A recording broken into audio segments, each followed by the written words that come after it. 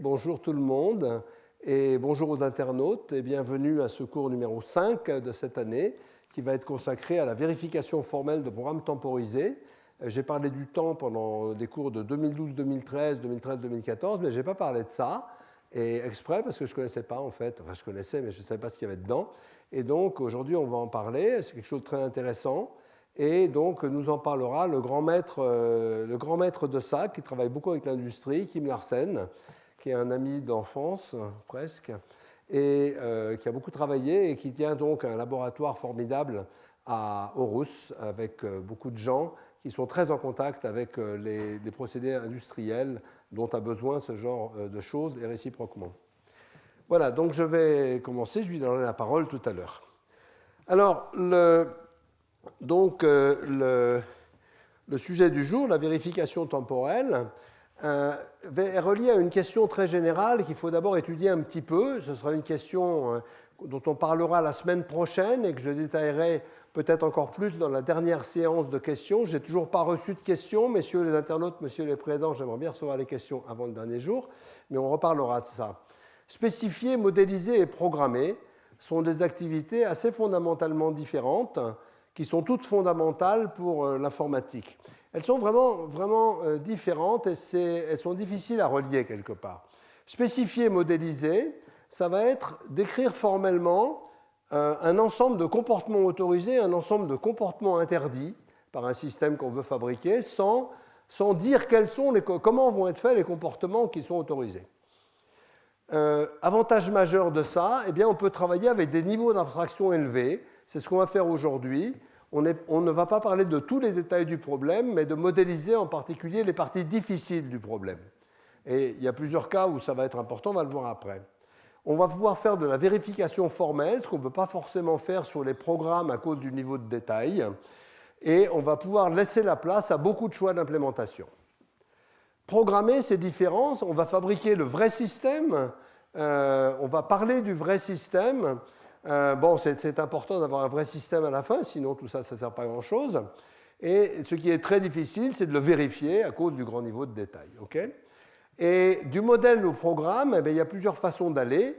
Dans les bons cas, c'est ce qu'on faisait en STRL, qui n'était pas vraiment de la spécification, mais pas vraiment de la programmation classique non plus, par synthèse automatique.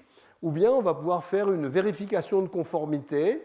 On peut le faire avec les outils qu'on va vous montrer aujourd'hui, une vérification de conformité d'une réalisation finale par rapport à une spécification. Donc on va toujours être entre ces deux aspects. Trois cas où c'est essentiel. Ce n'est pas trop essentiel dans les programmes séquentiels souvent, mais c'est très essentiel dans les programmes temps réel, parce que dans le programme temps réel, il parle du temps, et le timing est une obligation. Dans les algorithmes distribués, dont on parlera la semaine prochaine, eh bien, les bases de données réparties, l'élection de leaders, l'exclusion mutuelle, les votes, tout ça, c'est très important de faire d'abord une bonne spécification, parce que la plupart des idées intuitives sont fausses. Et la plupart des algorithmes intuitifs ne marchent pas. Et donc, si on commence par de programmer tous les détails et qu'après on s'aperçoit que c'est l'intuition qui était fausse, c'est pas bien. Donc ça, c'est connu depuis les années 1950. C'est Dijkstra qui a commencé ce sujet. Et les protocoles de sécurité dont nous parlera en grand Stéphanie Delaune la semaine prochaine, dont nous a déjà parlé Véronique Cortier l'année dernière et Martine Abadi pendant toute son année de cours. Alors là, c'est encore pire. Même les experts font des protocoles de sécurité dont ils sont persuadés qu'ils sont bons, et ce n'est pas vrai. Et on trouve des bugs dans tous les protocoles de sécurité actuels, sauf bien sûr ceux qui ont été prouvés, qui ne sont pas encore très fréquents. Donc là-dedans, on va parler de domaines où l'intuition et le test ne marchent pas. Marche pas du tout, c'est-à-dire que dans séquentiel, ça marche bien le test, mais en distribué, ça ne marche pas. Si la spec est fausse, la réalisation le sera aussi, donc ça vaut le coup de s'occuper de la spec. Alors, qu'est-ce qu'on veut faire? On veut modéliser et vérifier des applications où le temps joue un rôle central. Donc, on va en voir plusieurs là tout de suite. Les transports, tout ce qu'on appelle les systèmes cyberphysiques, dont on a beaucoup parlé en 2015, en particulier avec le système Ptolémée, les systèmes cyberphysiques, les protocoles de communication en général, les robots, les équipements industriels, les protocoles de réseau dépendant du temps. Par exemple, Kim vous parlera d'un bug de Bang & Olufsen qu'ils ont eu pendant 10 ans sur leurs appareils qui coûtent quand même la peau des fesses et un bug de réseau, de timing dans un réseau, qui faisait que les commandes étaient perdues ou mal interprétées, etc. C'est intéressant. Le scheduling, l'ordonnancement de tâches, tout ça, c'est des choses importantes. Et deux grandes questions. Donc, comment est-ce qu'on modélise et comment est-ce qu'on vérifie? Donc, pour modéliser, je vais vous présenter deux techniques. Les automates temporisés, qui datent à peu près d'Allur-Endil 1994, mais avec, en fait, c'est la vraie bonne théorie carrée. Il y a eu des précurseurs. Et les automates hybrides, qui sont plus récents, qui sont plus fins et plus durs à vérifier surtout. Et comment vérifier? On va voir qu'il y a des mécanismes d'abstraction très jolis pour vérifier les automates temporisés, efficaces, et que le système Upal, dont vous parlera Kim et dont je vous parlerai aussi, est très efficace pour ce genre de choses sur lesquelles l'intuition ne marche pas du tout. Upal est le système de référence. Upal, ça veut dire Uppsala plus Aalborg. Et Kim est à Aalborg et il a des copains à Uppsala, encore plus au nord, là, et dans des endroits où on ne va jamais parce qu'il fait trop froid. Alors, voilà l'agenda. Tiens, je me rends compte que mes slides d'agenda ne vont pas être justes, mais ce n'est pas grave. Enfin, j'ai oublié de mettre les grilles. Je ferai ça sur les slides finales. Automate temporisé, horloge, trajectoire et région, logique temporisée, exemple, vérification et automate hybride. Alors, les automates temporisés, on va en donner un tout petit exemple, qui est l'exemple le plus classique, c'est le double clic de la souris ou ici d'une lampe. Alors, au début, vous avez un état simple, la lampe est éteinte, vous cliquez, la lampe s'allume, mais pas fort, à mi-puissance. Bon, très bien. Vous recliquez, elle s'éteint. Donc ça, c'est un automate classique. En revanche, si vous double-cliquez, ça veut dire quoi double-cliquer? Ça veut dire cliquer assez vite. Donc le temps intervient. Donc si vous cliquez, comment vous allez savoir si c'est assez vite? Vous allez mettre un compteur de temps, une variable x qui s'appelle horloge. Bon, j'aime pas trop, je vais en parler après. X égale 0. Et puis, ici, si x est plus petit que 5 au moment où il y a le deuxième clic, eh bien, vous passez en lumière forte. OK? Et puis, si vous recliquez, et par contre, ici, vous ne passez là que si x est supérieur ou égal à 5. Donc ici, vous allez établir un choix entre les clics qui font revenir et les clics qui mettent double-clic. Et c'est comme ça que marchent toutes les souris. Et puis, si vous cliquez depuis la lumière forte, ça vous ramène à 0. Donc ça, c'est extrêmement simple, mais on voit l'apparition du temps. Alors le 5 est compté dans une unité arbitraire, l'unité de temps que je ne définirai pas. Hein, c'est ce que vous voulez suivant votre problème.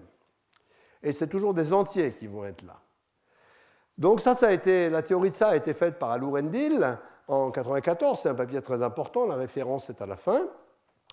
Et x est une variable réelle positive appelée horloge. Bon, j'aime pas trop ça parce que les horloges, on va pouvoir les remettre à 0 par exemple. Donc horloge, le mot est tellement surchargé. Les horloges dans les circuits, c'est pas ça. Les horloges en lustre, c'est pas ça et tout. Donc si on a un doute, on appellera ça un chrono.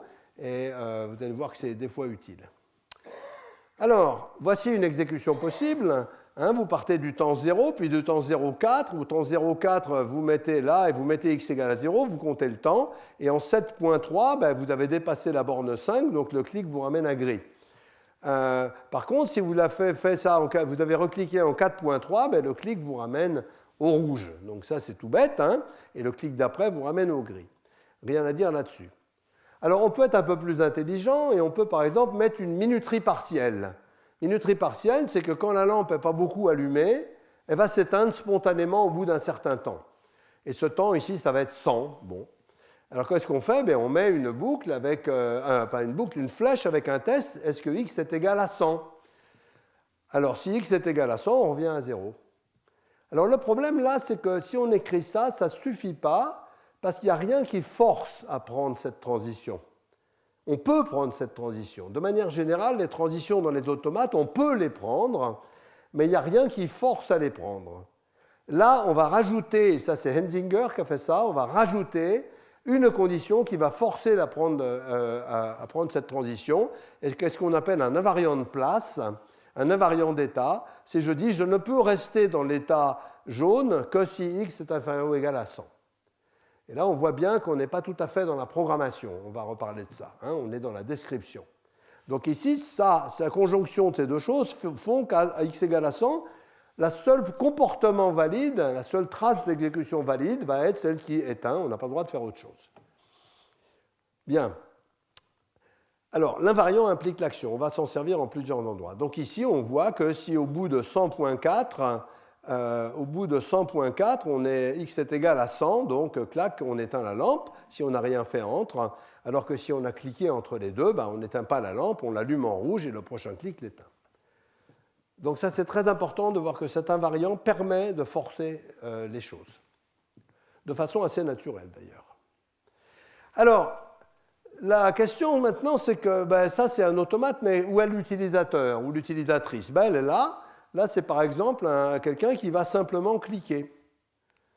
Mais on décrit des phénomènes, on ne prescrit pas. C'est-à-dire, on décrit les choses qui peuvent arriver, on ne dit pas qu'elles doivent arriver, sauf pour le coup de cet invariant.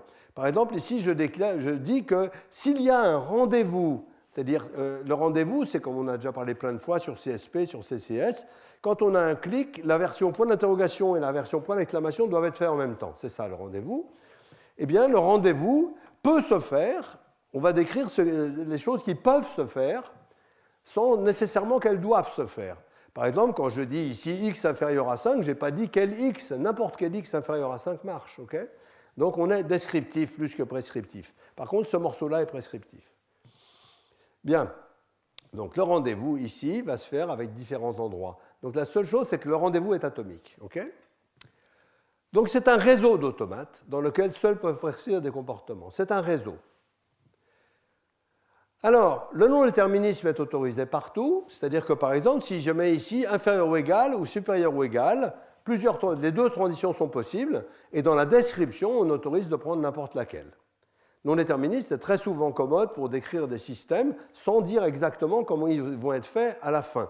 Et on va pouvoir, par exemple, les raffiner en système déterministe et prouver que le système déterministe est conforme, est un des comportements des systèmes non déterministes initiaux.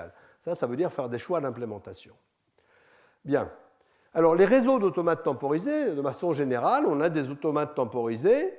Et vous voyez, on a en fait des états qui vont se parler, des transitions qui vont se parler. Ici, la transition presse, la transition presse. Et ces réseaux sont uniquement des conventions d'écriture. Ce sont des conventions fondamentales pour l'utilisation pratique, mais ce ne sont pas des notions théoriques importantes. Pourquoi ? Parce que ces réseaux, en fait, on peut construire avec ces réseaux un seul automate qui va regrouper tous les comportements.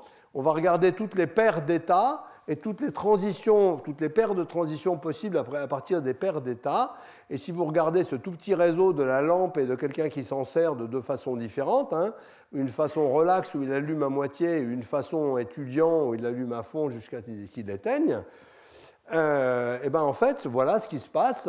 Si vous prenez ces deux automates et que vous analysez les comportements joints de ces deux automates, vous avez un seul automate. Et donc, dans l'épreuve, on va utiliser ce seul automate qu'on va soit fabriquer avant, soit fabriquer à la volée. Alors, horloge, trajectoire et région, maintenant. Une horloge, c'est simplement une variable réelle positive ou nulle. On se donne un ensemble fini d'horloges et une horloge spéciale 0 qui va servir dans les calculs, qui est l'horloge toujours arrêtée. Une valuation donc, qui est bloquée à 0. Une valuation, c'est une application des horloges dans les réels, donc ça donne une valeur réelle à chaque horloge. Et on va se débrouiller pour que toutes les horloges avancent à la même vitesse, il n'y a qu'un temps. Et simplement, le seul opérateur qu'on aura dessus, c'est ça, c'est de dire on ajoute une constante D à toutes les horloges. On ajoute la même constante à toutes les horloges. OK, on va travailler avec des contraintes d'horloge, des choses dont j'ai parlé la dernière fois dans SMT. Ce sont des inéquations de la forme x moins y comparées à un certain cas où la comparaison, c'est n'importe lequel des opérateurs égal, inférieur ou supérieur. Donc ça s'appelle les contraintes d'horloge. C'est juste x moins y comparé à quelque chose. Mais évidemment, x moins y, on peut toujours le réduire à inférieur ou égal et inférieur. C'est la façon la plus efficace, en fait, en disant que x moins y égale k, c'est la conjonction de inférieur ou égal et supérieur ou égal. Et y moins x, inférieur ou égal à moins k. X moins y supérieur à k, c'est la même chose qu'y moins x, inférieur ou égal à moins k. On est dans les réels entiers, là. Et x inférieur à k, c'est la même chose que x moins 0 inférieur ou égal à k. C'est pour ça qu'il faut l'horloge 0 en particulier. Donc on a juste ces contraintes-là, c'est les seules choses avec lesquelles on va travailler, et c'est pour ça qu'il y a des algorithmes efficaces. Alors, qu'est-ce que c'est qu'une trace temporelle ? C'est une suite d'actions Donc les actions, c'est par exemple un rendez-vous effectué, des choses comme ça. Ça dépend du formalisme qu'on a. Et simplement avec un temps qui est croissant. Bon, c'est la suite des actions taguées par un temps. Et alors, dans un réseau d'actions, les choses sont composées de rendez-vous, mais on va pouvoir aussi, grâce aux invariants, fabriquer de la synchronisation et de la diffusion à temps nul, comme on fait en SRL, du broadcast d'informations, on peut le faire, un mélange des deux, ce qui fait que ces formalistes vont être capables de faire ce qu'on fait dans les procès calculs asynchrones ou les réseaux de Petri, mais aussi une bonne partie de ce qu'on fait dans SRL ou dans Lustre. Et donc, c'est pour ça qu'ils sont très intéressants pour modéliser les phénomènes. Alors, on va voir deux exemples, les trains et le protocole de Fisher, qui sont dans la distribution standard d'Opal. Donc, un automate temporisé, un tout petit peu de formalisme, on aura besoin, c'est très simple. On a l'ensemble des places, là, des ronds, une place initiale, l'ensemble des horloges, l'ensemble des actions qu'on veut voir, un ensemble des invariants de place, qui sont simplement des conjonctions d'inéquations sur x moins y, et puis l'ensemble des flèches. Alors, les flèches, quand on regarde ça, ça fait peur, mais pas du tout, c'est très simple. Une flèche, c'est on part d'une place, on va sur une autre place, et là, qu'est-ce qu'on donne? Eh bien, on donne la condition pour qu'on puisse prendre cette flèche, qui est une condition sur les horloges, x inférieur à 5, y moins z inférieur ou égal à 3, l'action qui va être faite par cette flèche, et l'ensemble des horloges qu'on remet à 0. C'est tout, c'est ça une flèche. Alors, ça, c'est un peu. Je n'utiliserai plus les. X, ça, c'est une contrainte simple, et ça, c'est une contrainte de différence. C'est techniquement pas la même chose. Les contraintes de différence, c'est plus expressif, mais c'est plus compliqué à calculer. Et j'en parlerai pas ici, mais c'est fait dans le système. Et puis les invariants au bout qui disent que cette place, on peut rester dans cette place que quand on a tel invariant qui est encore une contrainte d'horloge. Donc, c'est un objet très simple. Alors, il y a deux sortes de transitions. La première transition, c'est de laisser passer le temps. Le temps va augmenter, les horloges tournent, le temps, on reste dans cette place, le temps augmente, mais pour ça, il faut que l'invariant de la place soit satisfait. Donc on passe de L avec des horloges qui ont la valeur V à L avec toutes les horloges qui ont avancé de D, mais il faut garder l'invariant. Et l'autre, c'est la prise d'une flèche, et donc on part d'une flèche et de valeurs d'horloge, on va dans une autre avec d'autres valeurs d'horloge. S'il y a une transition de cette forme, telle que les valeurs d'horloge initiales satisfont l'invariant de cette place, satisfont la condition de la flèche, et les horloges à l'arrivée sont exactement les mêmes qu'au départ, sauf que toutes les horloges sur lesquelles on a fait mise à 0 sont remises à 0. D'accord? Donc c'est juste que la transition, ça c'est fondamental, c'est comme en SRL, la transition ne fait pas avancer le temps. Il y a les transitions qui font avancer le temps et les transitions qui ne font pas avancer le temps. Si on mélange les deux, la modélisation devient casse-pied et pas tellement intéressante. Et un comportement, c'est simplement une truite de transition légale. Bon, ça c'est juste pour fixer les idées. Et je rappelle, dans un réseau, on fait des paires de places, des paires de transitions, etc., mais ça reste dans le même formalisme. Alors, si on a deux horloges, par exemple, regardons cet automate-là, y inférieur ou égal à 2, je remets x à 0, x inférieur ou égal à 4, je remets y à 0, et ensuite je remets y à 0. Donc, on va commencer. Alors, on prend toujours des diagonales, puisque les horloges avancent à la même allure. On commence comme ça, et à un moment quelconque avant que y vale 2, eh bien, on remet x à 0. Et on rentre dans cet état-là, dans l'état mauve, fuchsia. Ensuite, on repart, et à un moment avant x égale 4, eh bien, on remet y à 0, donc on va là. Ensuite, on repart, et là, aïe, il y a un mur, parce que l'invariant nous dit qu'y est inférieur ou égal à 3. Donc on tape la ligne y égale à 3, là on ne peut pas continuer, donc on est forcé de prendre cette transition-là, qui met y à 0, et après, on continue, le temps va, et il va jusqu'à l'infini. D'accord? Donc ça, c'est une évolution parfaitement légale, et vous voyez qu'il y en a beaucoup, puisque c'est des nombres réels, on peut avoir toutes les variantes, on peut s'arrêter où on veut là-dedans, à condition que ce soit légal. Bien. Alors, qu'est-ce que j'ai fait là? Là, j'ai fait un y inférieur ou égal à 3, donc j'ai fait ça. Donc, voilà, si je rajoute l'invariant x inférieur ou égal à 4 ici, eh bien, quand je repars, eh bien là, je suis forcé de m'arrêter parce que x vaut 4. Et là, le système est mort, il n'a plus le droit d'avancer. Donc, on a un deadlock. Le système est mort. OK. Alors, maintenant, on a un système qui est très infini, puisqu'il y a des réels partout. Ben, on va arranger ça tout de suite avec une notion de bissimulation que je ne vais pas faire formellement, parce qu'intuitivement, ça va suffire. Vous voyez, en fait, ces deux points-là, qui sont dans le même triangle ici, ils ont exactement les mêmes futurs. Si vous regardez leur évolution va traverser exactement les mêmes triangles. C'est-à-dire que si l'un peut aller dans un triangle, l'autre peut aussi. Et puis, c'est pareil pour les resets. S'ils ont des resets, ils vont se retrouver dans la même barre sur les resets de, ici le reset de Y, et si on fait un reset de X, ils vont se retrouver dans la même barre là. Donc ils vont être équivalents pour toutes les observations, pour toutes les transitions qu'ils peuvent prendre. Ils vont pouvoir exactement prendre les mêmes transitions parce que les contraintes des transitions sont entières. Donc ils sont équivalents. Donc c'est ce qu'on appelle les régions. Alors les régions, il se trouve qu'il y en a beaucoup, mais on va utiliser seulement ces régions. On va regarder ce que c'est ces régions finement. Mais ce qui est très important, c'est qu'en plus, si la plus grande constante du réseau d'automates, c'était par exemple la 4 dans le réseau précédent, pour x égale 4, eh bien, quand on est à l'infini, quand on a passé 4, ça n'a plus aucune importance de regarder si on est à 4, 5 ou 6, parce que tous les tests qu'il y a, c'est par rapport à 4. Donc on soit à 5 ou à 6, on est du même côté par rapport à 4. Donc dès qu'on a passé la plus grande constante, on se fout de la valeur exacte. La seule chose qui nous intéresse, c'est entre la plus grande constante et l'infini. Et ça veut dire quoi, ça? Eh bien, ça veut dire qu'il n'y a qu'un nombre fini de régions, même si c'est infini. Et nombre fini de régions, ça va vouloir dire que les choses deviennent décidables. Et ça, c'est le grand résultat d'Alou-Rendil. Pour tout automate temporisé, l'atteignabilité d'une région, on peut toujours se ramener à l'atteignabilité d'une région, quoi qu'on fasse. Est-ce qu'on peut aller là, avec des observateurs? On l'a déjà fait plein de fois. L'atteignabilité d'une région donnée par un automate est décidable. Alors, c'est décidable, mais il y a juste beaucoup de régions. Donc, les régions, c'est quoi? Par exemple, c'est tous les points qui sont là, sont des régions. Toutes les lignes finies, ça, c'est la région où on fait reset sur X. Ça, celle-là, celle-là, celle-là, celle-là. Tous les triangles qui sont là, cette colonne-là, cette colonne-là, cette colonne-là, ce machin-là. Donc, on a un nombre de régions qui est, en fait, exponentiel dans le nombre d'horloges. Et Alou-Rendil montre que c'est factoriel n 2 puissance n, le produit des deux Cx plus 2, où Cx est la plus grande constante des tests pour l'horloge X. Ça n'a pas d'importance, 2 puissance n factoriel n, ça fait déjà bien mal. Donc on voit que c'est un algorithme, calculer les régions, qui va coûter abominablement cher. Il est p-space complete, et il ne faut surtout pas essayer de le faire.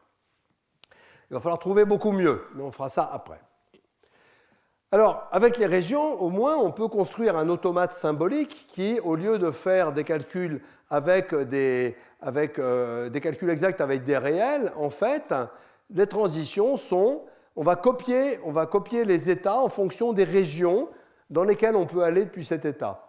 Et donc, par exemple, la première région où on part là, c'est ça, après on peut aller dans cette région-là, après on peut aller dans cette région-là, etc. Donc, chaque état va donner plein de versions régions de cet état. Et c'est cet automate-là qui va donc permettre d'analyser l'atteignabilité ou pas d'une région par un automate. Donc ça, c'est l'automate d'Alou-Rendil, si on veut. Voilà. Alors, très bien. Maintenant, on va passer aux logiques. Donc les logiques temporelles avec lesquelles on va raisonner. Alors, bon, il y a eu un cours entier sur la logique temporelle l'année dernière, mais je rappelle qu'il y en a deux sortes, les linéaires et les branchés. Là, on va travailler dans les branchés. La fois prochaine, on travaillera dans les linéaires d'abord et dans les branchés après. Et ici, on a toutes les raisons de travailler sur les branchés. Vous allez voir pourquoi. Branchés, ça veut dire qu'on va quantifier sur les états et sur les chemins qui partent des états. Donc ici, on va utiliser la logique CTL avec le temps, et qui est une logique tout à fait décidable. Et qu'est-ce que c'est les expressions d'état? C'est ça, voyons ce que ça fait. EF phi, phi c'est un prédicat quelconque, EF d'état, par exemple, ce prédicat peut faire appel au temps. Il peut dire x est supérieur à 7 ou y est inférieur à 2. D'accord? Donc on parle du temps par l'intermédiaire des variables d'horloge. Ça s'écrit en Nupal comme ça, pour des raisons historiques, ça c'est le losange. Hein. EF phi, ça veut dire il est possible, il existe un chemin où on peut avoir phi. Il est possible de faire phi. Je ne sais pas pourquoi j'ai toujours, là, c'est une bêtise, ça, c'est une erreur d'orthographe. Ça veut dire toujours, on a toujours phi. Pour tous les états et tous les chemins, on a toujours phi. Hein, c'est une abréviation de « il est impossible qu'on ait non phi ». C'est les invariants, ça. C'est les invariants. Ça, c'est possiblement toujours. C'est-à-dire, il existe des états dans lesquels on a toujours phi, quel que soit le chemin. Et ça, c'est toujours un jour. Il est toujours vrai qu'un jour, on aura phi, quel que soit le chemin qu'on prend. Et ça, c'est des choses dont on va avoir besoin dans les exemples. Alors, les logiques temporelles, c'est toujours un peu prise de tête, hein, surtout si vous commencez à faire des tas de choses, mais enfin, on utilise ça constamment, ça c'est très simple. On ne les combine pas beaucoup, pas tant que ça. Et il y en a une qui est très intéressante qu'utilise Upal, qui est celle-là, qui est prise de tête, sauf quand on l'écrit comme ça. Phi implique phi prime un jour. Il est toujours vrai que si j'ai phi, alors j'aurai phi prime un jour. D'accord ? Ça, c'est une propriété très fondamentale. Si j'ai phi maintenant, j'aurai phi prime un jour, quelle que soit la trajectoire que je prends. Bien. Alors, rappelez-vous, ça parle du temps, puisqu'on peut parler des horloges, hein, comme des variables, et c'est les horloges qui donnent le temps. Alors, exemple d'Upal. Alors, premier exemple qui est sympa, c'est des trains et un pont. Donc, vous avez ici, là, j'emprunte les slides de Kim directement. Ici, vous avez un train moderne, et puis vous avez plusieurs voies qui convergent sur un pont, et il faut s'assurer à peu près que les trains ne vont pas se rentrer dedans dans le pont. Donc ça, c'est le boulot numéro 1 de RFF. Alors, comment on va faire ? Eh bien, on va se donner un découpage et plusieurs états. On va dire ici que entre 0 et 20, là, 20 unités de temps, il faut vraiment que le train prévienne qu'il arrive, là. Il y a un contrôleur quelque part, il faut vraiment que le train prévienne qu'il arrive. Celui-là, il est sur le pont, donc celui-là, il est crossing, et celui-là, il est approaching. Hein. Il prévient qu'il arrive. Et là, il y a cette barre-là qui est importante, parce qu'en gros, l'algorithme qu'on va prendre, c'est que quand il y a un conflit, on va dire à ce train, ou à tout autre train qui approche, de s'arrêter avant 10, ou bien de passer. Donc si on ne lui a pas dit de s'arrêter avant 10, c'est qu'on lui a dit de passer. C'est ça le principe de l'algorithme. Alors maintenant, il va falloir vérifier que ça marche.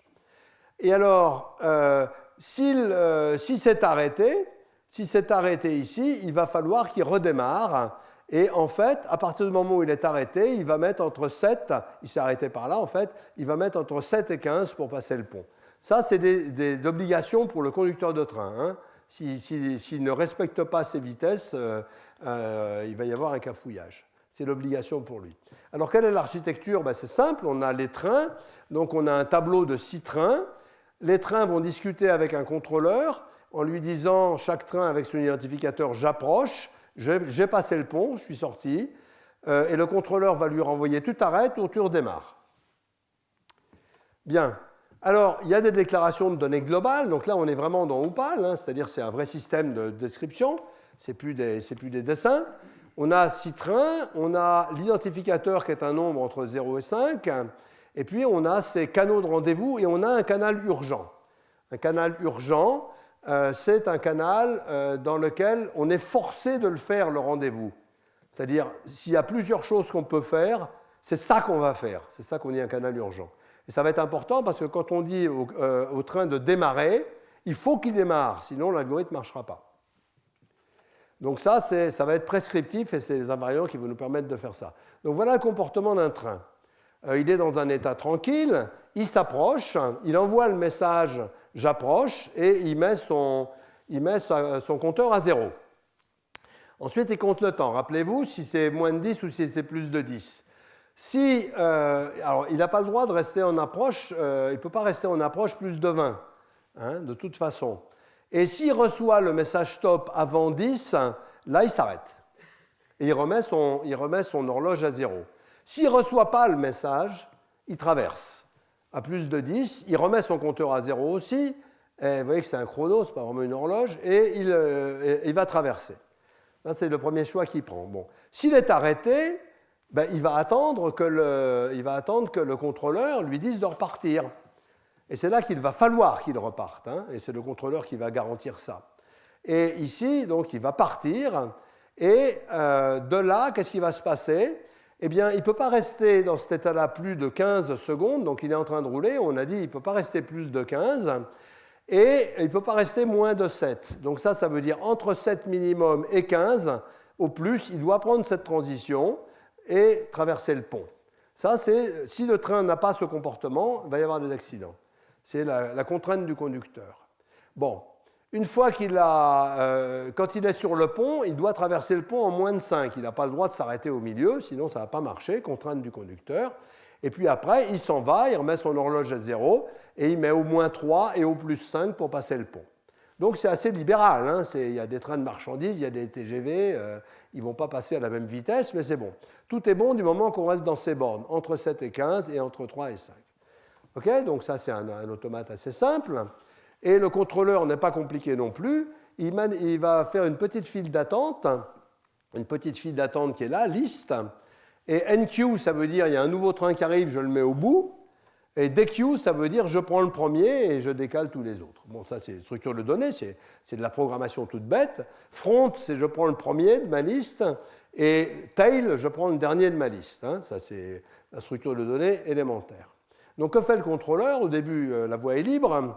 Alors, maintenant, dès qu'un train s'approche, il y a deux cas. Soit, quand un train s'approche, il y a deux cas. Soit la file était vide, donc c'est le premier train qu'on voit.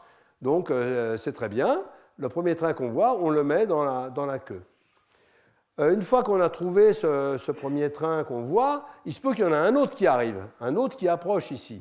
Alors la variable E est locale à la transition, hein, là. Elle est déclarée là, ce n'est pas la même, c'est une nouvelle variable locale, et un autre train qui approche, donc parfait, on le met aussi dans la queue. Donc là, on a deux trains dans la queue pour l'instant. Et qu'est-ce qu'on fait? C'est on lui dit de s'arrêter. Le train qu'on va mettre dans la queue, maintenant, il est dans tail de la queue, et on lui dit de s'arrêter parce qu'on sait qu'il y en a un autre. D'accord? Ensuite, ça, c'est stop, ça veut dire on va forcer cette transition. Ça veut dire ici, on va forcer le fait que ce stop est envoyé exactement au moment où mon reçoit approach. Et ça, c'est très important, parce que si on envoie stop trop tard, ben, le train il y a un accident. Alors comment est-ce qu'on fait? Parce que ça, c'est vraiment prescriptif pour le coup. Eh bien, il y a une méthode très simple, ça c'est ce qu'on appelle une porte forcée. Comment on fait? Ben, c'est tout bête. On introduit une nouvelle horloge Z et on dit qu'on a le droit de rester 0 dans cette porte. Et donc l'invariant permet de fabriquer du synchrone. Ah, c'est lourd, mais non, c'est pas très lourd, parce qu'en fait, ça rentre dans la preuve au milieu du reste.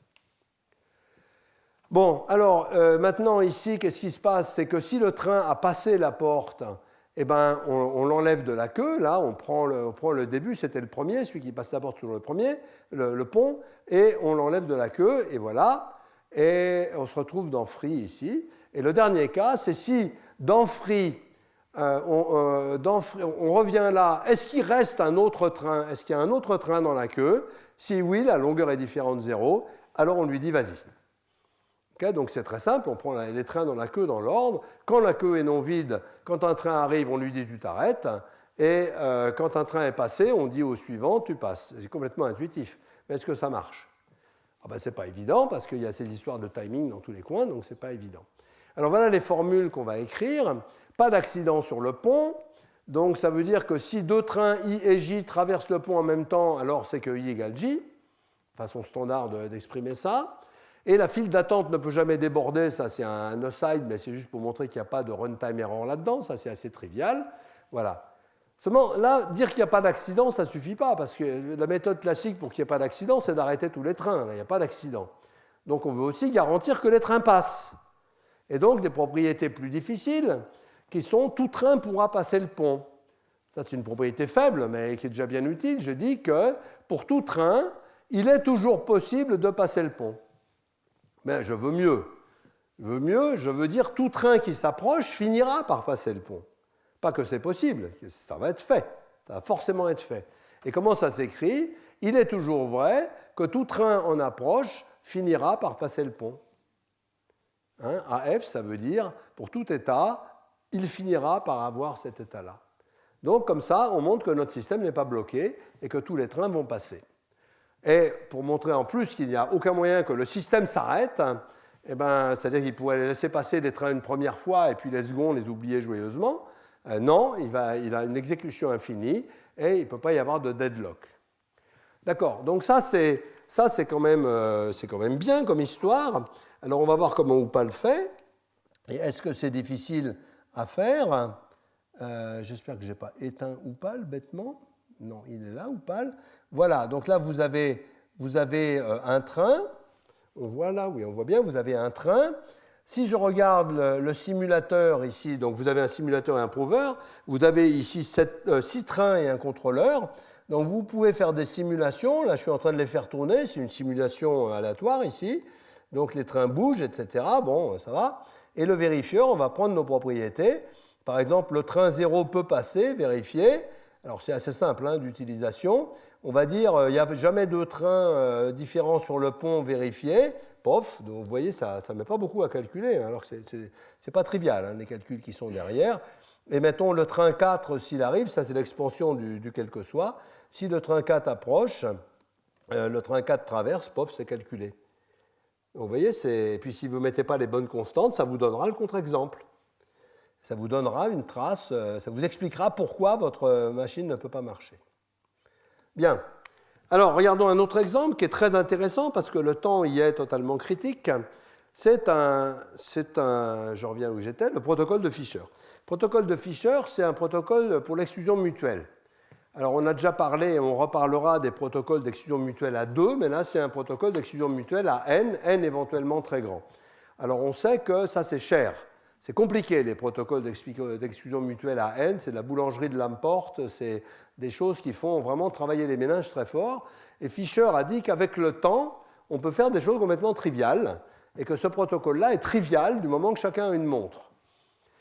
Alors, l'idée, c'est que chaque participant est identifié par un nombre PID, et les participants partagent un tableau, si vous voulez, une variable partagée, un tableau, ID qui vaut 0 si la ressource est libre.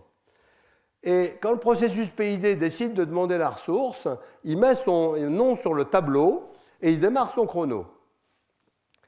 C'est un peu plus subtil, mais je vais vous montrer après. Quand un temps K est écoulé, hein, il peut prendre la ressource si c'est toujours son nom qui est sur le tableau, sinon il faut qu'il s'en aille et qu'il réessaye. Alors, voilà le protocole, il est subtil ici. Donc si je peux, quand je suis là, je peux me mettre dans la file d'attente. Si ID est égal à 0, voilà, je mets mon horloge à 0. Dans cet état-là, je n'ai pas le droit de rester plus que K. Ça, c'est essentiel dans le protocole. Il faut que je marque mon nom avant un temps K. Je mets mon nom dans le tableau. S'il y avait quelqu'un d'autre, tant pis pour lui, je l'écrase. Hein. Bon, très bien. Et là, ce que j'ai à faire, c'est attendre un temps plus que K. C'est le même cas. Il faut que j'attende un temps plus que K. Attendre ce temps permet de garantir que les autres qui sont arrivés ici, soit il n'y a personne qui est arrivé, soit ils ont bouffé mon nom pour mettre le leur à la place. Il n'y a pas d'autre possibilité. Donc, j'ai mis moins de K pour écrire mon nom, et j'attends plus que K pour le relire.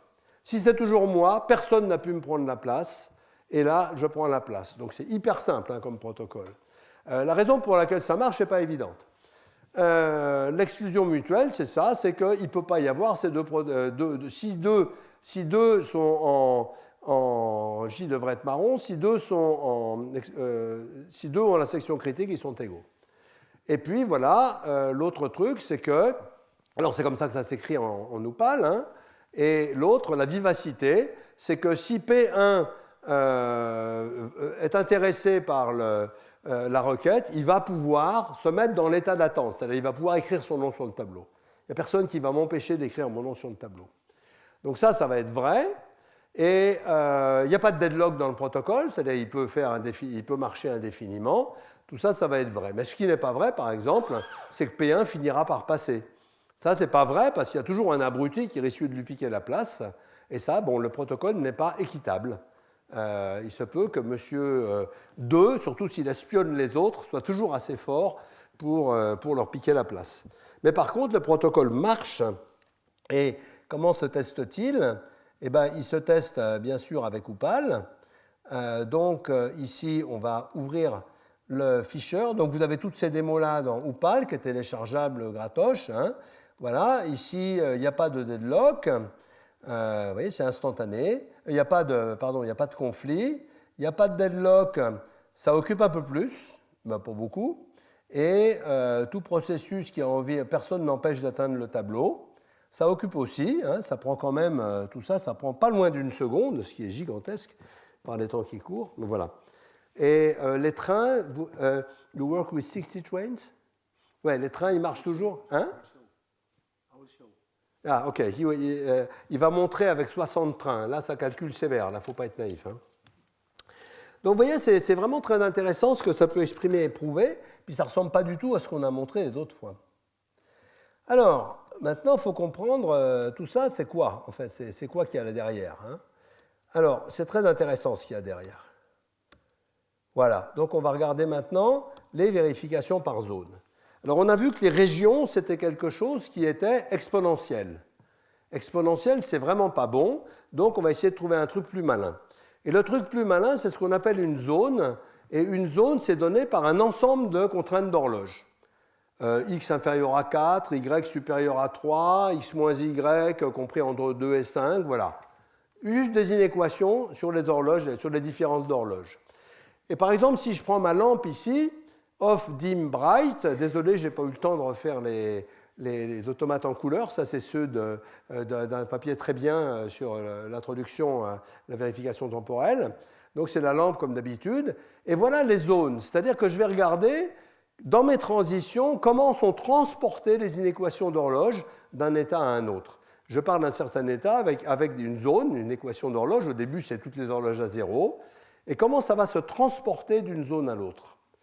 Et donc, on va voir que chaque état peut être reproduit plusieurs fois. Ici, je pars de x égale 0. Je passe instantanément en dim. Pourquoi? Parce que j'ai le droit de le faire tout de suite. Ou bien je passe en dim... je passe instantanément en dim, et de là, je peux repasser en dim un peu plus tard, si je veux. C'est-à-dire, je peux rester dans dim, pardon. Là, je prends la transition pour aller dans dim. Là, je laisse passer le temps dans dim. De là, je vais aller sur off, ou je vais aller sur bright, avec des... Vous voyez, il y a bright avec x inférieur à 10, et bright avec x positif, etc., avec x quelconque. Donc, les zones, c'est toutes les combinaisons intéressantes d'inégalités d'horloge qui peuvent se produire en exécutant symboliquement l'automate. Et ça va être beaucoup plus petit que les régions, et ça va pouvoir se calculer avec des algorithmes superbes qui sont implémentés de façon très optimisée, qui sont des vieux algorithmes de recherche opérationnelle. Alors, pourquoi est-ce qu'il m'a foutu ça en bleu? C'est un grand mystère, mais ce n'est pas grave. Le problème ici, il n'y était pas en bleu ce matin. Hein. Ça, c'est les mystères de l'informatique, du non-déterminisme.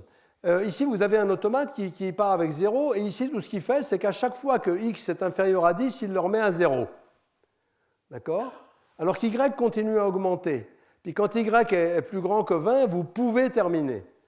Vous n'êtes pas forcé. Et donc, si on calcule les zones, et il va y avoir x inférieur à 10, x égale y, x inférieur à 10, y plus petit que 20, y moins x égale 10, puisque y et x sont toujours reliés par 10, 20, 30, 40, 50, etc. Et ces zones vont grandir infiniment. Ces zones vont grandir infiniment.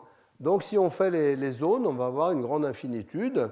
Mais en fait, on fait le même trick on avait fait pour les régions, de dire c'est pas la peine de dépasser la plus grande constante du problème, parce que si on a dépassé ici 20, qui est la plus grande constante, tous les tests que x et y valent plus que 20 ou plus que 3 millions, ça va faire les mêmes résultats. Donc on peut dire x plus grand que 20, c'est valable pour tout le monde. Et donc à la dernière zone ici, la zone finale ici, on va dire y est strictement plus grand que 20, ce qui va concentrer en une toute l'infinité des zones précédentes. Donc ça, c'est quand même assez simple.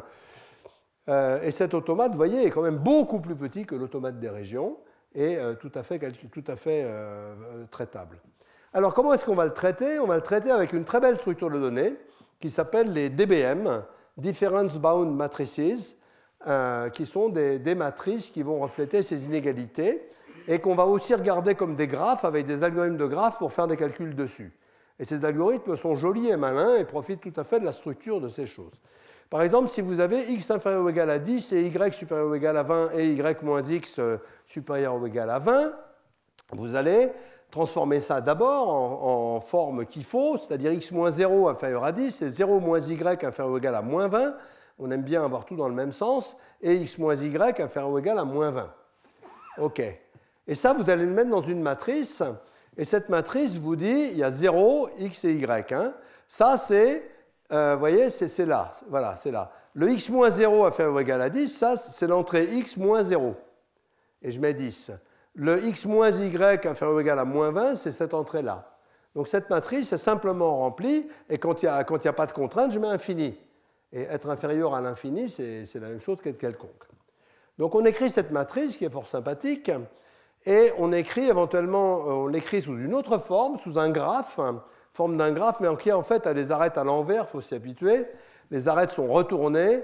Ça, c'est pour aller de y à x, il faut ajouter moins 20. Ouais, je ne sais plus comment ça se dit. Enfin bref, c'est juste à l'envers. Oh, ça devrait être enlevé. Désolé, c'est une erreur, c'est parce que j'avais mis l'inférieur.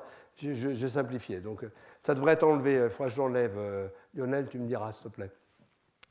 OK, donc on va prendre un graphe. Alors c'est important de prendre un graphe pour des tas de raisons, et on va le voir tout de suite. Supposons qu'on a une zone 1 qui est x inférieur ou égal à 1, et y moins x inférieur ou égal à 2, et z moins y inférieur ou égal à 2, et z plus grand que 9. Bon, je mets les flèches, et ça me donne ça. Bon, très bien. Je prends une zone 2, qui est x inférieur ou égal à 1, pareil, mais y moins x inférieur à 3, z moins x inférieur ou égal à 3, z moins y inférieur ou égal à 3, et z inférieur ou égal à 7. On obtient ce graphe-là. Et ma question, c'est, est-ce que la zone 1 est incluse dans la zone 2 ? Ben là, ça ne se voit pas.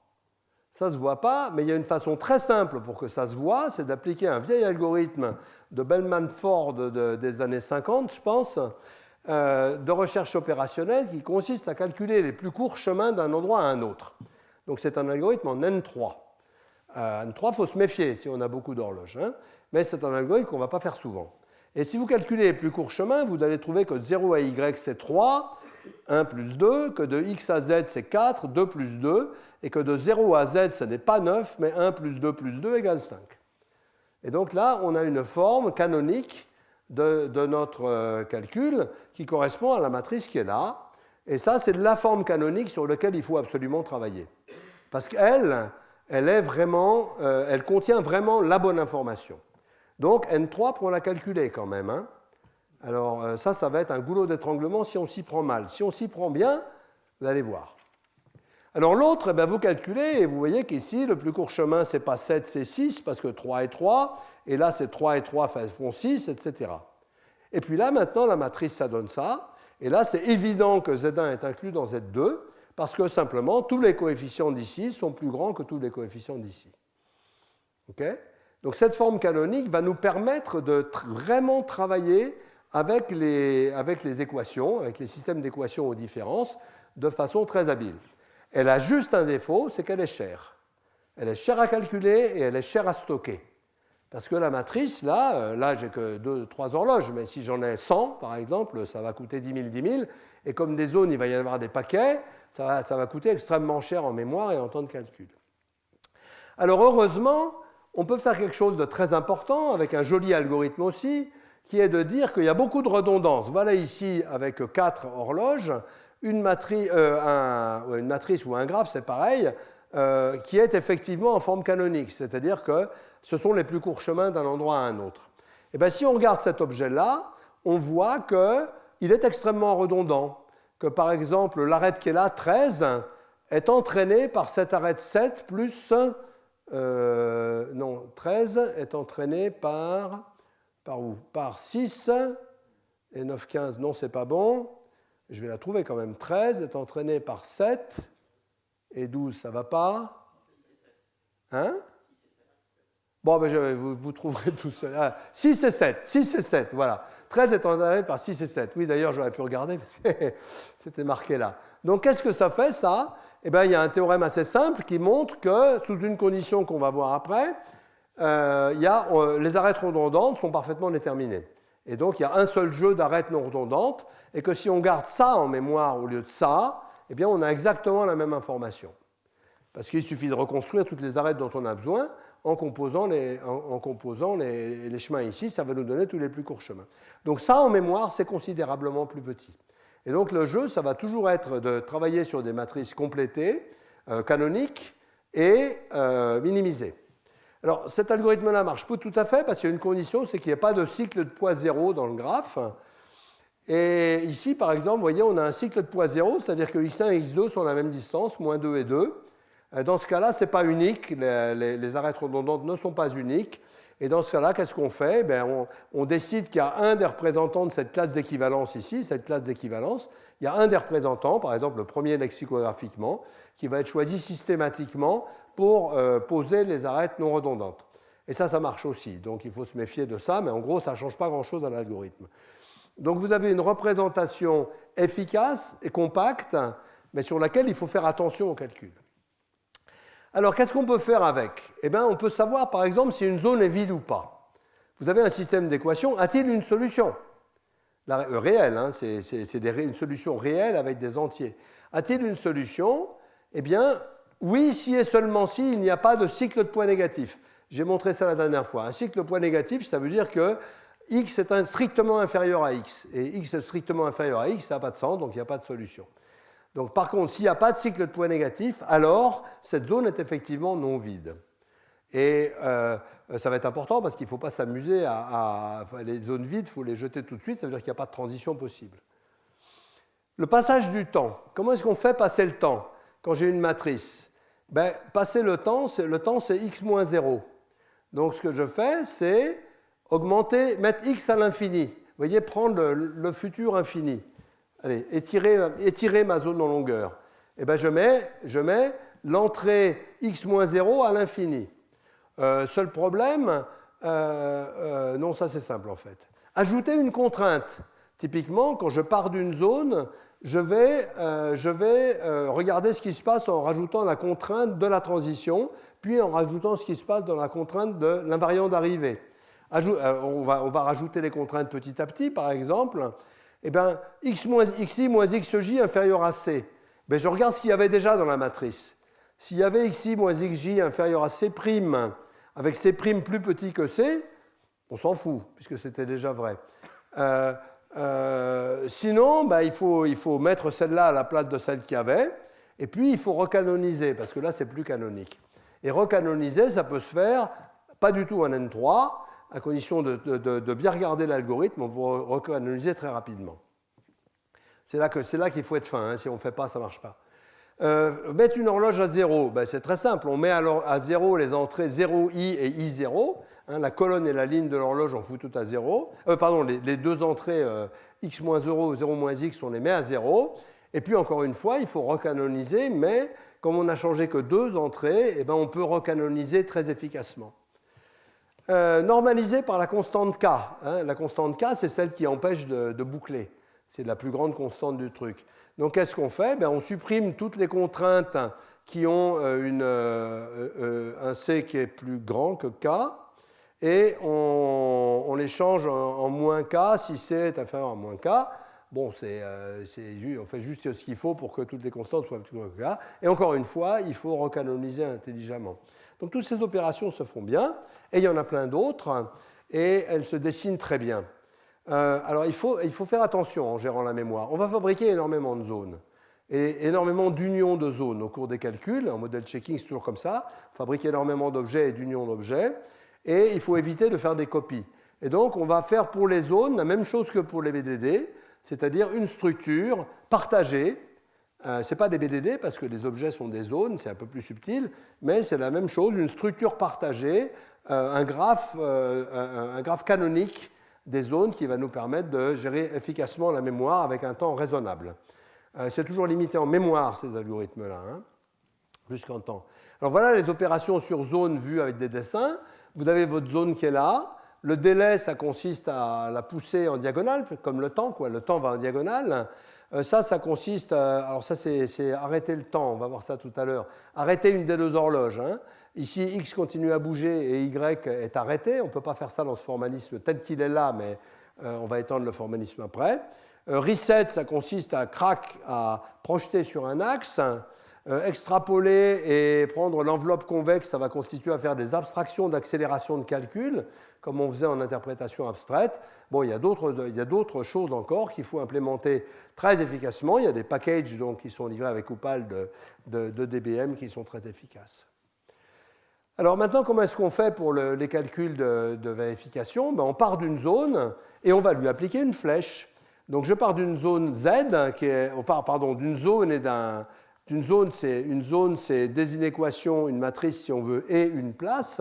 Et prendre une transition, on va dans une autre place, avec une autre zone, qui est simplement, on fait passer le temps, puisque dans L, on a fait passer le temps, on le coupe avec l'invariant, avec la transition de la place, on fait le reset des horloges là-dessus, et on intersecte avec l'invariant de l'arrivée. C'est-à-dire, on regarde ce qui se passe, je prends la transition, donc il faut que je réponde à ces conditions, je fais reset des horloges, et j'intersecte avec l'invariant de l'arrivée, et ça, ce sont les opérations de DBM qui nous permettent de faire une transition symbolique. Et donc, comment on va faire le modèle checking? Par exemple, ici, sur celle-là qu'on avait déjà vue, eh ben, je fais passer le temps dans Z, donc je l'allonge en diagonale. Ensuite, je coupe par ces équations-là qui sont celles-là, c'est ce qu'on a vu tout à l'heure, coupé par une contrainte. Là, on coupe par deux contraintes. Ensuite, je remets les horloges à 0, comme on a dit, en mettant les points 0x et x0 à 0 et en recanonisant. Ensuite, je normalise tout ça et j'intersecte avec l'arrivée. OK. Alors là, on peut être plus astucieux pour la normalisation. Ce n'est pas forcément la plus grande des constantes, on peut être plus malin que ça. Et ensuite, on va faire avec ça une exploration en avance, c'est-à-dire on va se promener dans le graphe, et comme on a des zones, cette exploration va finir par s'arrêter, et elle est assez classique, et le retour arrière n'est pas complètement simple, même pas du tout, et on va essayer de fabriquer, si la propriété est fausse, on va essayer de fabriquer un contre-exemple en arrière pour expliquer à l'utilisateur pourquoi la propriété est fausse. Donc c'est un modèle checking, mais au lieu d'avoir des booléens, on a des zones et des matrices, et ça marche très bien. Alors, il faut le papier, superbe papier ou pas, l'Implementation Secrets, vous explique comment faire ça bien. En fait, il n'y a pas besoin puisqu'il y a Opal, c'est déjà fait.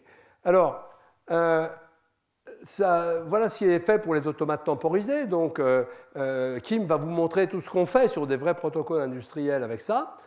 C'est assez impressionnant ce qu'ils font à Brix. Et je vais vous parler brièvement d'une autre sorte d'automates beaucoup plus riche qui s'appelle les automates hybrides, qui sont très utilisés en théorie du contrôle, mais beaucoup plus durs au niveau de la vérification. Et donc les automates hybrides, on va rajouter des vraies variables. Donc ici, voilà, c'est un chauffage, c'est votre chauffage. Hein. C'est l'exemple numéro 1 du papier de Hensinger qui s'appelle Hybrid Automata. Qui est très très bien, c'est un très joli papier à lire, vraiment cool. Et ici voilà le chauffage. Donc x c'est une variable réelle, c'est pour ça que je la mets en marron, hein, c'est une variable de la physique, de la Terre, hein, ce n'est pas une variable bleue des horloges, du ciel, c'est une vraie variable.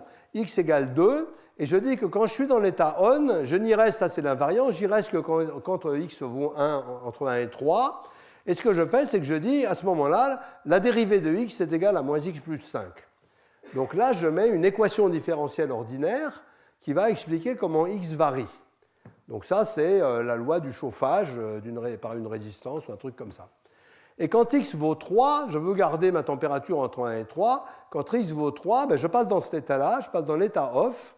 Je veux toujours garder ma température avec 1 et 3, mais là, la température va décroître parce que j'ai arrêté de chauffer. Et je dis que l'équation de x devient x point, dérivée de x égale moins x.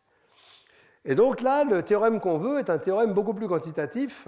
Alors, on peut aussi faire du quantitatif en Opal, ce que vous montrera Kim, mais là, on a plus parce qu'on a les lois d'évolution de la physique. Et donc, ce qu'on voudrait montrer, c'est que calculer la consommation électrique maximale. Donc, on voudrait montrer que le radiateur n'est pas allumé plus de 2/3 du temps pendant la première heure.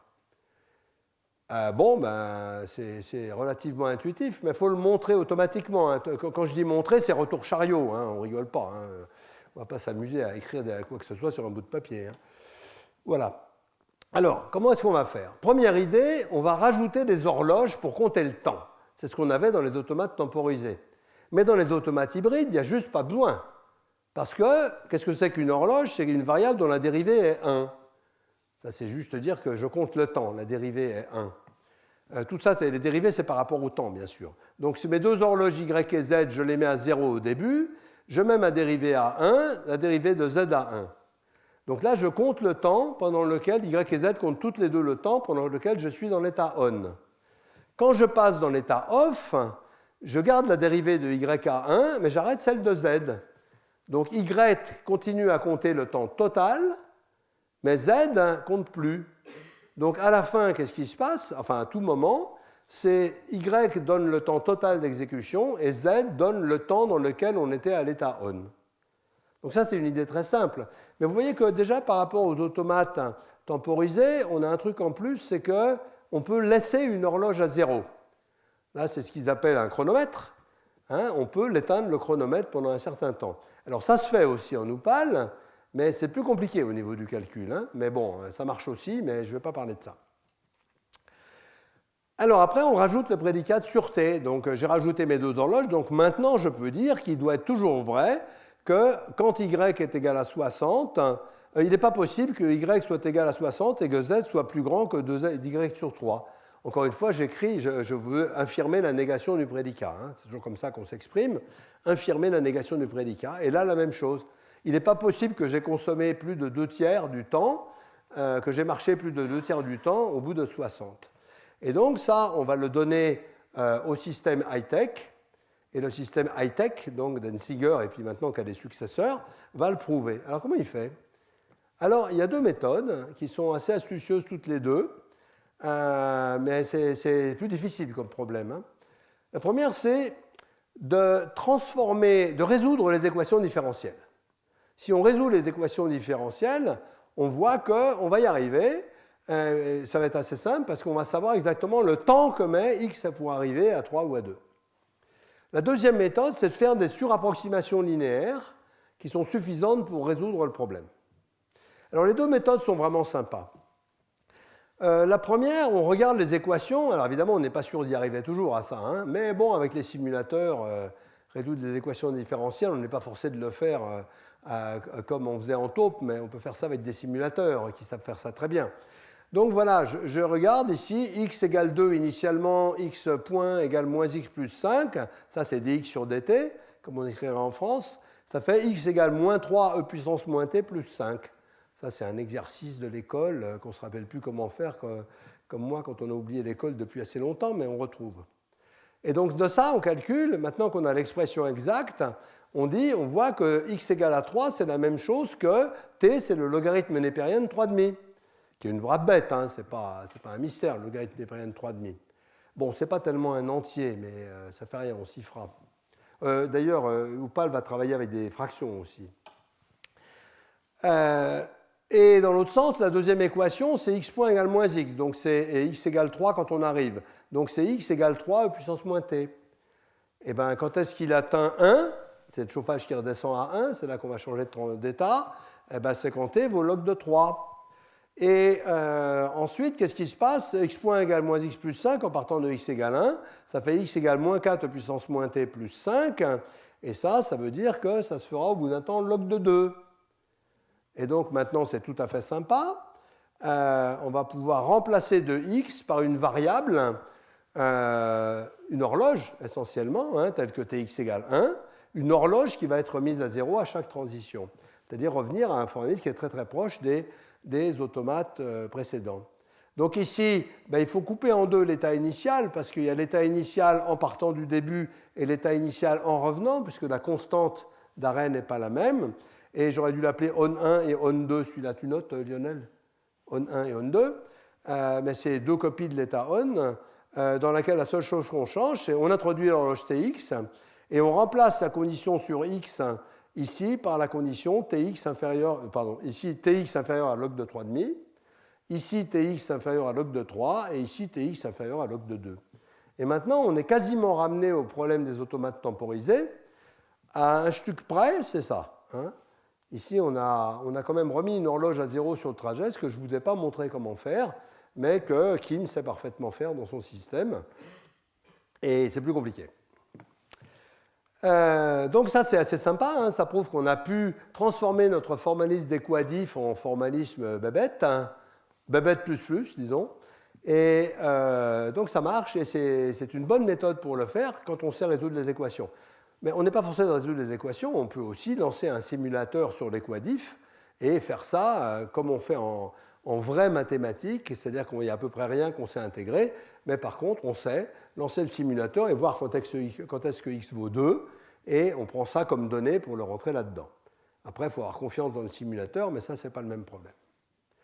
Alors, donc il y a des contraintes plus riches, puisqu'on ne compare plus à des entiers, hein. On compare à des réels, là, mais enfin, vous n'avez qu'à prendre une surapproximation du réel, ça ira très bien. Et puis, des contraintes... Voilà. La deuxième méthode, qui est rigolote aussi, c'est de faire une interpolation linéaire. Ça consiste à dire, une équadif, c'est très très compliqué, mais on peut faire une interpolation pour borner la dérivée.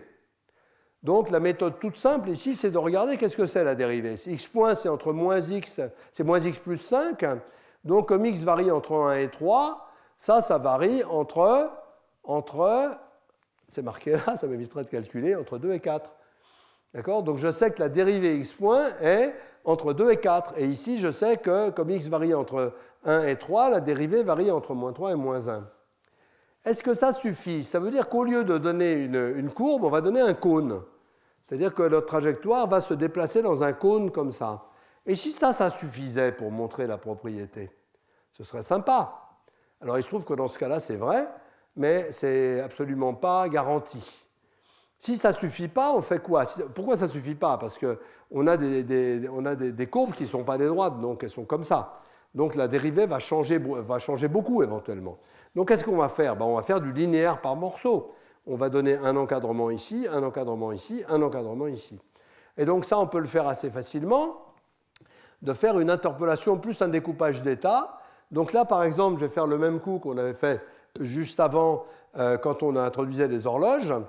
On va dire, il y a deux façons d'arriver dans l'état on. Encore une fois, j'aurais dû mettre on 1 et on 2. Il y a deux façons d'arriver dans l'état on.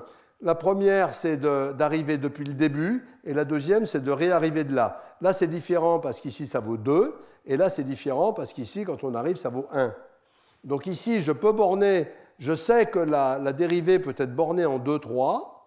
Je passe là, mais je sais qu'ici, si je mets l'invariant que x est inférieur ou égal à 2, je vais être obligé de passer là, et j'ai ma nouvelle interpolation de la dérivée qui sera meilleure.